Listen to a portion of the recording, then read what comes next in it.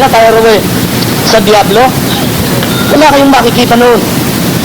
Dito po sa Hebreo 7:19, malinaw ang sinasabi rito ng sumulat ng Hebreo. Sapagkat ang kautusan ay walang anumang pinasasakdal na may pagpasok ng isang pag-asang lalong magaling na sa pamamagitan kay nagsisilapit tayo sa Diyos. Aling kautusan yun, mga kapatid? Nakatawa si kapatid, nakala niya nakatuluntos siya. Ito ang utos na ibinigay ng Diyos sa pamamagitan ni Moises, hindi sa pamamagitan ng daliri ng Diyos, hindi yan ang Ten Commandments. Yan ay pinalipas. Tingnan po ninyo ang Colosas 14. Nagkakamali lang ng pakikinig itong mga ito, kaya hindi nila nakikita itong katotohanan ito. Kung makikita lang ang katotohanan yan, magsasabatista sila kahit anong oras, sapagkat narito ang tunay na doktrina ng Diyos. Colosas 2:14 po, mga kapatid. Ang sabi dito na pinawi ang usapang nasusulat sa mga palatuntunan laban sa atin na hindi naayos sa atin at ito'y kanyang inalis at ipinako sa krus. Mga kapatid, tayong commandments ba ipinako? Hindi. Yung ipinako, mga kapatid, ay mga anino ng darating. Ano? Talatang 17 po. Mga anino ng bagay na darating, ngunit ang katawan ay kay Kristo. Kaya mga kapatid, marami, hindi nila alam kung ano mga sapat eh. Dito sa talatang 16, ang sabi nito, sino man nga huwag humatid sa inyo tungkol sa pagkain o sa pag-inom tungkol sa kapistahan o sa bagong buwan o sa araw ng Sabat. Akala nila sapat at tiwik yun. Mga kapatid, kanina ang sabi niya, 1,000 years napanagan ko ng bagya. Gagamitin, pati ang paglalang ng Panginoon na nagkahapon at nagkaumaga, gagawin 1,000 years. Kapag nakakita ka sa Biblia ng 500 taon, ang nagatanghaling ginawa ng Panginoon, ang lahat ng kanyang ginawa sa loob ng maghapon, pagkatapos ay isinunod ang 500 taon pa uli para maging 1,000 katulad ng laman ng utak mo. Kapatid, nako, napakakawawa ka. Ang mga saserdote ni Aon, ang sabi ni Ezekiel, Kapitulo 22, ay nagsigawa ng pandadaas sa aking mga kautusan at tinapastangan ng aking mga banal na bagay. Sila'y hindi naglagay ng pagkakaiba sa banal at karaniwan. Kanilang pinagmuni-muni ang mga tao sa marumi at malinis. Ngunit hindi na pinagmuni-muni yung inilagay ng Panginoon yung banal na Sabat. Pati pagkain, sabi dito, ikinubli ang kanilang mga mata sa aking mga Sabat at ako'y nalapastangan sa gitna nila. Kaya ang sabi ng nasulat ni Apostol Pablo sa Kapitulo 3, lagi silang nagsisipag-aral, talagang 7. Ngunit hindi sila nakarating sa pagkaalam ng katotohanan. Kawawa ka, Brad. Pati translation ng Hebreo alam mo, pero hindi mo alam ang kautusan na pinalipas at saka yung hindi. Nakakapagabag ka. Ako naaawa sa'yo, lalamunin ka ng lupa. Pagka ganyan ang gagawin sa'yo, gagawin mo. Brother Ameno. May pa ako 5 minutes. 5 minutes lang ba?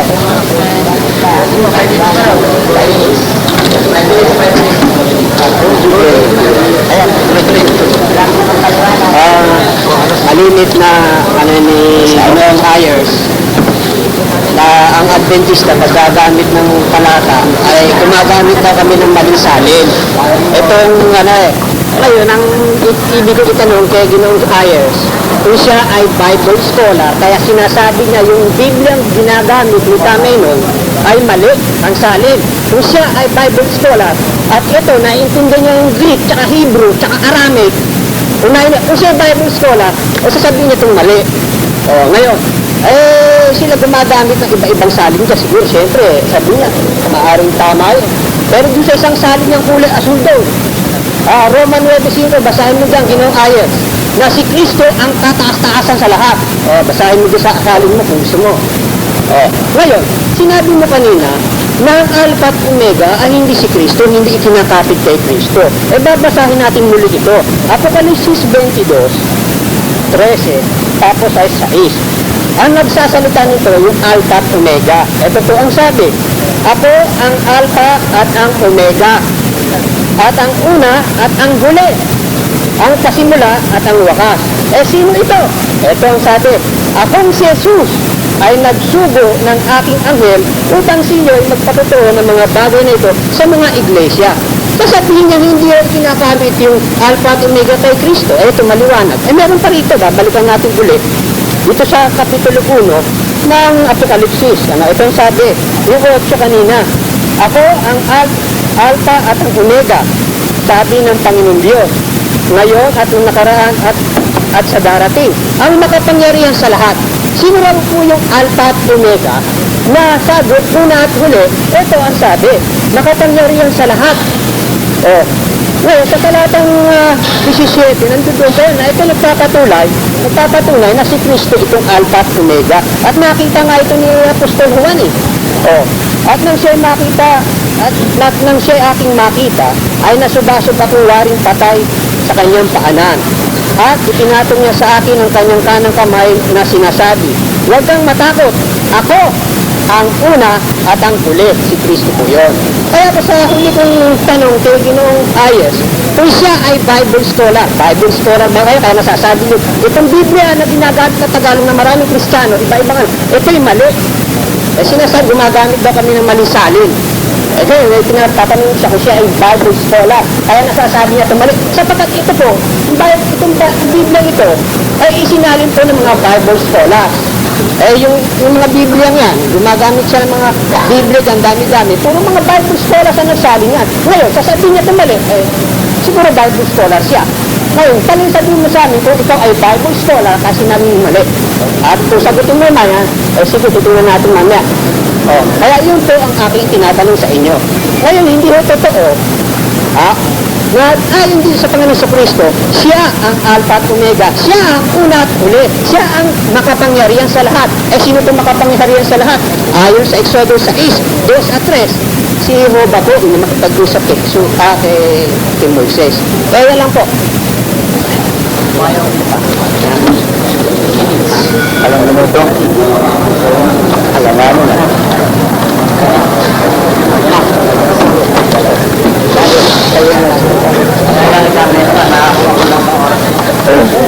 Pasada lang pala.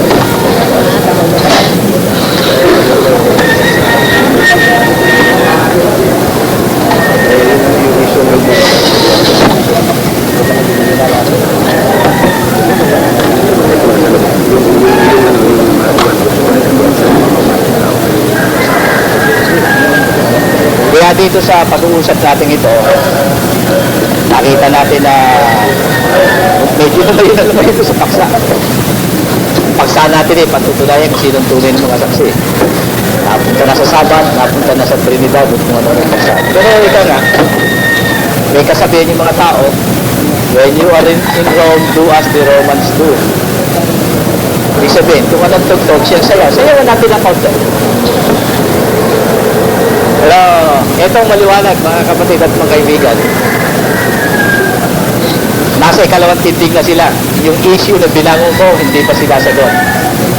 Ang issue na binangon ko, may maipakikita pa sila na pagkatapos na maitatag ang kongregasyon Kristiyano, nangiling pa ng Sabat ang mga apostol, hindi pa nila sinasagot. Ikalawang issue na binangon ko, na yung mga kasali sa armed forces sa daigdig na ito, pinakita sa Apokalipsis, nandun sa harapan ni Kristo na kanyang kalaban. At sila'y nandoon, hindi pa rin sinasagot yung issue yan. Kaya habang hindi sinasagot yan, kung pagkasakuan, sabi nga ni Apostol Pablo, sumusuntok sa hangin. Kaya baliwala yung kanilang mga binabanggit. Kasi once you open an issue and you never answer the issue, it's still there. Nandun pa rin yun. Yun ang maliwanag doon. Kaya yung pinagbubukas nila mga punto, lumilitaw na wala yun eh. Ito, makikita ko ang blunder. Makikita ko ang blunder kung saan laro. Yung binasa nilang awit, 138.2. Lumilitaw, mas mahigit para yung salita ng Diyos kaysa sa pangalan ng Diyos. Basahin natin ulit. Sabi ko sa iyo kanyan, basahin niyo mabuti, mag-blunder ka dyan. 138.2. I praise your holy temple, bow down and praise your name. Because of your constant love and faithfulness. Because you have shown that your name and your commands are supreme. Pangalan ang inuna ron, your name. Sa isang salin pa, 138.2. Ito yung salin na kanina siguro binasa nila. I will bow down toward your holy temple and will praise your name for your love and your faithfulness. For your love and your faithfulness. For you have exalted all things your name. For you have exalted above all things your name. Above all things your name. Kaya ang pangunahin sa lahat, ang pangalan ng Diyos. Above all things. Binabaliktad nila yung, kaya above all things, exalted is the name of God. Kaya si Jesus Christ, above all things, yung pangalan ng Diyos. Kaya naturuan niya ang kanyang mga alagad na panalangin, Our Father who art in heaven, hallowed be thy name. O sa modern English, let your name be exalted or praised. O ano pa man ginagamit. Kaya yun ang pangunahin at kasangkapan ng salita ng Diyos sa pagpupuri sa banal na pangalan niya. Kaya nakikita natin, napakalabo yung kanila mga tinayo kanina. Ngayon, yung binanggit niya na unang Juan, 1-2, tignan nyo, pakikita ko sa inyo paano niya hinokos-kokos ito, ha? Unang Juan, 1-2.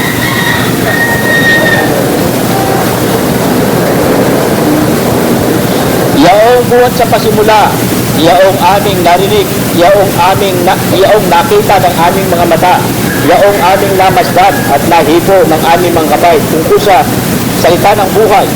At ang buhay ay nahayag at aming nakita at pinatutuhanan at sa inyo'y aming ibinabalita ang buhay na walang hanggan, nakasama ng Ama at sa atin ay nahayag. Yaong aming nakita at narinig, siya rin namang ibinabalita sa inyo upang kayo naman ay magkaroon ng pakikisama. Oo, at tayo may pakikisama sa Ama at sa kanyang anak na si Yesu Cristo. Ano sasabihin yung isa yan? Dalawa yun eh. Kaya yung pinahayag ng Ama at sa kanyang anak. Pag ginamit mo yung salitang at, compound yan. Dalawa yan. Kaya, anong pinutol? Anong pinutol ko ron? Tuloy-tuloy nga basa ko eh. Kayo na, hanggang dos lang kayo eh. Tinuloy ko pa nga. Kaya hindi putol yan. Tinuloy ko. Kaya, yun yung makikita yung focus-focus sa bagay na yan. Juan 5:28, binasa niya rin tungkol sa pagkabuhay. Sino raw ang bumubuhay ng mga patay? Ang anak, kaya siya ang Ama. Ano yung kung ba siya bumubuhay, siya ng Ama. Pinaliwanag ni Jesus kung bakit siya bubuhay ng mga patay. O, tuloy natin yung pinabasa. Huwag ninyong ipangkilala ito sapagkat dumarating ang oras ng lahat na nasa libingan ay makaririnig ng kanyang tinig. Yun ang kanyang binasa. Ngayon, sino ang pinagbigyan nito? Nabubuhay niya. Sa 25, binasa niya. Katotohanan sinasabi ko sa inyo. Dumarating ang panahon at ngayon nga na maririnig ng mga patay ang tinig ng anak ng Diyos. Sino maririnig ang tinig? Hindi ang Diyos. Ang anak ng Diyos ang maririnig ang tinig. Sabi lang yung Ama ang maririnig ang tinig. Mali. Ang maririnig na tinig ay yung anak ng Diyos. Ang maririnig na tinig, itong gigising sa mga patay. Sino bumabalakot kayo? Sabi niyo, yung Ama ang maririnig. Sabi rito, yung anak ang maririnig eh. O ngayon, yung 1:14 na Juan, binasa niya, tingnan niyo na naman ang focus dito. Sige, ngayon kayo makinig. 1:14 ng Juan. At nagkatawad tao ang Berbo. Hindi ang Diyos ang nagkatawad tao, ang Berbo, at tumahan sa gitna natin at nakita namin ang kanyang kalwalhatian gaya ng sa bugtong ng Ama. Hindi sinabing bugtong na Ama, ng Ama. Pag sinabi mo bugtong ng Ama, anak ng Ama yan. Yun ang dumating dito, hindi ang Ama dumating dito. Kaya learn about a little about grammar. Grammar naman ang konti. Hindi sinabing ang bugtong na Ama ang pumarito, ang bugtong ng Ama. The begotten of God, hindi begotten God. The begotten of God. At so, pag yung ginamit ko yung salitang begotten, ang ibig sabihin yan, ginamit din yung begotten God. Ano? Sa translation. Pag sinabi mong begotten, may nagbigat. Hindi yung bigat, na heavy. Ibig sabihin, may nanganak. Bakit? Nanganganak ba Diyos? May salitang panganganak, hindi laging babae ang tinutukoy. panganganak. Ibig sabihin, nagkaroon ng anak. Hindi yung literal na panganganak ang tinutukoy dyan. Kaya dyan makikita ninyo ang hocus-pocus na ginagawa nilang pagpapaliwanag. Kaya napakadali namang sagutin yung mga iniharap nilang mga kwan dito. Ngayon, sasagutin lang natin, bakit si Jesus ang bumubuhay sa mga patay? At hindi yan yun. May dahilan itong dahilan kung bakit si Kristo bumubuhay sa mga patay. Sa 1:17, ito ang panalangin niya sa Diyos. 1 hanggang 3. Ang mga bagay sinilita ni Jesus at sa pagtingala ng kanyang mga mata sa langit ay sinabi niya, Ama, dumating na ang oras. Luwalhatiin mo ang iyong anak upang ikaw ay luwalhatiin ng anak. Gaya ng ibinigay mo sa kanya ang kapamahalaan sa lahat ng laman upang bigyan niya ng buhay na walang hanggan ang lahat ng ibinigay mo sa kanya. Ibinigay sa kanya O di may nagbigay. Pag may nag-iba, yung bang nagbigay at saka pinagbigyan pareho. Merong receiver, meron na bang nagbibigay? Kaya maliwanag yan. Kaya siya bumubuhay sa mga patay. Kaya tama yung sabi ng Biblia. Siya panganay sa mga patay. Bakit? Siya kauna-unahang binuhay ng Diyos mula sa mga patay na hindi na namatay. Siya rin ang kahuli-hulihan. Kaya tama yung sinabi niya pala, akong ulat ang huli. Sapagkat siya kahuli-hulihan din. Sapagkat ang susunod na bubuhay sa mga patay, si Jesus na. O yung Apocalypse, yung kanina. Ano nga pala ang pangalan, excuse me, hindi ko, Mr. Espina. Okay, kamag-anak ka ni Jerry. Si Mr. Espina, itong hocus-pocus ka, saan na magagalit sa terminology ginagamit ko. Ako ang Alpha at Omega, 1:8. At ang sabi ng Panginoon Diyos, ngayon, ang nakaraan at sa darating, ang makapangyarihan sa lahat. Ano ang tawag sa Alpha at Omega? Makapangyarihan sa lahat. Ergo, sabi niya sa 17, at nang siya'y aking makitay na suba-suba kong waring patay, sa kanyang paan at itinatong niya sa akin ang kanyang kanang kamay na sinasabi, huwag kang matakot. Ako, unang tuli. Kaya kung mo Alpha at Omega dito, at sa dito una tuli, pinagsama niya, pareho. Hindi ko pareho yan, kaibigan. Alpha at Omega, that is the first and last letter of the Greek alphabet. Yung una tuli dito, hindi po Greek letter ito. Greek words yung ginamit dito. Hindi po Alpha at Omega. Kung tayo pupunta huli sa original na tekstong Grego, ang nakalagay yung protos es katos, hindi Alpha at Omega. Kaya may pagkakaiba ko yung dala. Kaya konting review.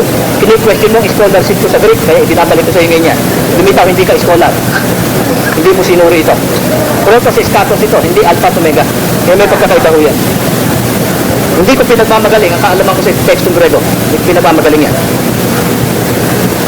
Pero yan konting pagbibigay lamang sa inyo ng ilang punto, hindi sa bagay niya.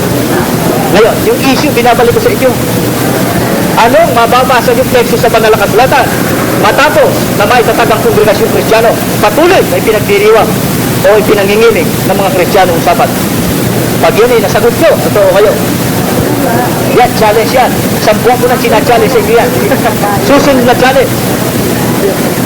May pakikita niyo sa akin sa Biblia na kayo ay hindi bahagi ng armies na nakita sa Apocalypse. Pakita niyo sa akin yan. Sapagkat sinasabi ng Banal na Kasulatan, sapagkat kasama kayo sa pagpapatayan, you do not have to kill literally para kayo maging murderer. Magiging abetor lang kayo. O ibig sabihin, bahagi lang ng krimen. Sapat na yan. Para kayo ay mamamatay tao. Sapagkat sa Banal na Kasulatan, hindi laging kinakailangan pumatay ng tao para mamamatay tao tulad ni Satanas. Sa 1:8:44, 4:44 ba yun? 8:44, tama. Sabi dito, kayo'y sa inyong amang Diablo at ang nais ng inyong ama ang ibig niyong gawin. Siya'y isang mamamatay tao, buhat pa ng pasimula o buhat pa ng una at hindi nanatili sa katotohanan sapagkat walang katotohanan sa kanya. Ano sabi dito? Yung mamamatay tao ay anak ng Diablo katulad niya. Si Satanas ng Diablo hindi literal na pumatay ng tao. Siya ang pinanggalingan ng kamatayan ng tao. Kaya kayo bilang non-combatants, hindi nga kayo pumapatay ng tao. Pero sinusuportahan nyo yung pagpatay ng tao dahil nandun kayo. Naka-uniforme kayo. May mga generals kayo, generals, majors, captain, at kung ano ba na nandyan. Kasama kayo dyan, may mga tungkulin kayo sa militar na yan. Kaya you are part of the military organization. Kaya, what part of the medical corps? You are still part of the armed forces. Naka-uniforme kayo. If ang uniforme ay US Army, asundin nyo. Kung ang uniforme Philippine Army uniforme ninyo. Kaya kung siguro sa Russia, meron kayo, Russian Army rin kayo. Kaya, there is no neutrality among you. Kayo, magkikirian dyan. Ngayon, sasabihin ba ninyo, sasabihin ba ng Russia, ba, Russia at Amerika nag-away? Hoy! Seventh-day Adventist ito. Hindi natin papatayin. Ba yung bomba, kinala pa kayo kung Seventh-day Adventist pag ibinaksak yan? Yung bang baril, malibawa, sundalo akong Ruso, pinaputok ako ngayon. Uy, ikaw ba, naliis ka, Seventh-day Adventist yung tatabaan mo, ha? Hindi, dahil naka-uniform ng iba sa kanya, tama ka, nasa linya ka ng gera. You are in harm's way. Kamagin. Kaya yun, part of the war. Kaya in part of the war, kayo lilipunin ng Diyos, ang sabi ng Banilang Kasulatan. Kaya yung issue na ibinabangon ko, may isang buwan na, hindi nyo nasasagot ang bagay na yan. Kaya patuloy yan. Inaabad na nga yung issue mong yan eh. Eto. Wala tayo magagalit po, ma'am. Relax lang kayo. It is my time. Ito ang binabanggit tungkol ko sa hindi na lumipas. Basahin natin ngayon. Napakaganda ng paghahalimbawa ni Apostol Pablo sa paglipa. Hindi lang nung sinasabi nilang ceremonial, kundi pati ang 10 utos. Kasama, babasahin ko Kapitulo 7 ng Roma. Intindihin niyo mabuti ito. Hindi ba ganyo nalalaman, mga kapatid, sapagkat nagsasalita ako sa mga taong nakakaalam ng kautusan. Ayan, kayo yan, nakakaalam kayo ng kautusan. Chapter 7 ng Roma, na ang kautusan ay nagkahari sa tao, samantalang siya'y nabubuhay. Mamaya kakatuwiran nila, yan yung lumipas. So yan, yun ang seremonyal. Mahuhuli kayo rito. Hindi seremonyal ito, ha? Ito isang pumuto. Ayan, inabi niya. Tuloy natin. Commandment daw yan. Okay, commandment daw ito. Okay. Inabi nila, say commandment ito. Sapagkat ang babae na may asawa, samantalang sapagkat ang babae na may asawa ay sinali ng kautusan sa asawa, samantalang ito'y nabubuhay, datapwat kung ang asawa ay mamatay, ay kalag na sa kautusan ng lalaki. Kita nyo, ha? Ano ang pagkakalag sa pag-asawa? Kamatayan. Iyon ang halimbawa niya sa kautusan. Kaya nga kung samantalang nabubuhay ang asawa, siya ay makikisama sa ibang lalaki, siya tatawagin mga ngalunya.